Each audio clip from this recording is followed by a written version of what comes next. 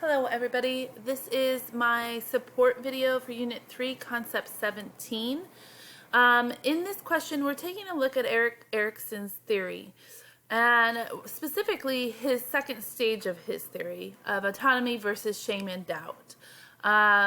This theory begins at about 18 months through 3 years, so it is focused on the age stage of toddlers.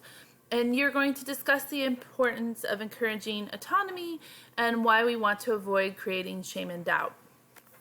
So I wanted to talk a little more about what we see at this stage. So like I said, the age range for the autonomy versus shame and doubt stage is about 18 months to 3 years. And so with Erik Erikson's theory, you're always trying to solve a conflict. And so for this stage, the conflict is autonomy or independence, self-direction, versus shame and doubt, right? Oh no, I can't do it. I need someone else to tell me how to do things, all of those types of things. Now remember, both Erikson and Freud theorized that what occurred at a young age impacted us lifelong.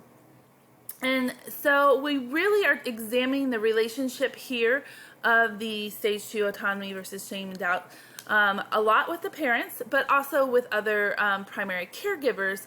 So for example, if an infant or toddler, or if a toddler 18 months to 3 years was with you in a program and they're with you 40 hours a week, you're influencing that stage.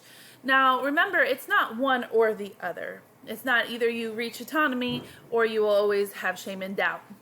It's more of what I call a line, autonomy being on one end, shame and doubt being on the other, and you're going to fall somewhere in between. You may be slightly more towards the shame and doubt, you may be slightly more towards the autonomy, you may be strong in your autonomous nature. So one of the major events in this stage is toilet training. And we see a lot of independence seeking with this group, right? Mine, do it myself, no, they're demonstrating these things. And so if they're having negative reinforcement in regards to their attempts to be autonomous or independent, they're going to create that shame and doubt of, okay, I can't do it, or I should be wrong for wanting to do these things.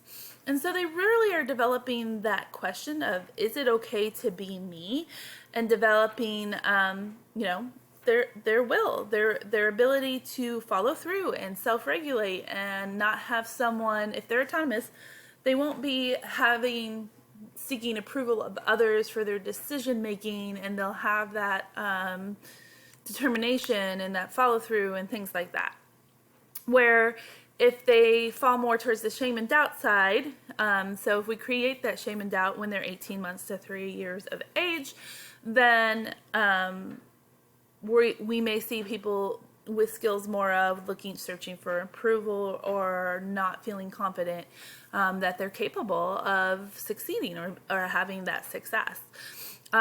Remember, this is just a theory, so this is just what Erikson proposes, but this does feed a lot into what we do in regards to guidance of toddlers, right? So when we're thinking about potty training, we're going to focus on the successes and not really focus on the punishment. That doesn't mean that there isn't consequences for having an accident. Perhaps it's helping clean up or taking away playtime because we've got to change our clothes, right? So our choice not to go to the bathroom on the potty means that we lose some time to play. Things like that. But those are the natural consequences of the choice that was made.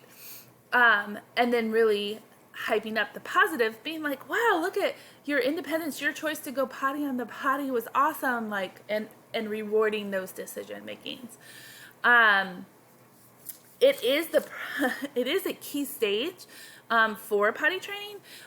Some people theorize that not potty training within 18 months to 3 years makes potty training more difficult moving forward because they're leaving this autonomy versus shame and doubt stage, the wanting independence, the wanting the choice to be able to do things, and they're moving on into the next stage in which they want to be more industrious and creative and all of that, and so there isn't the focus to be successful in these independent tasks.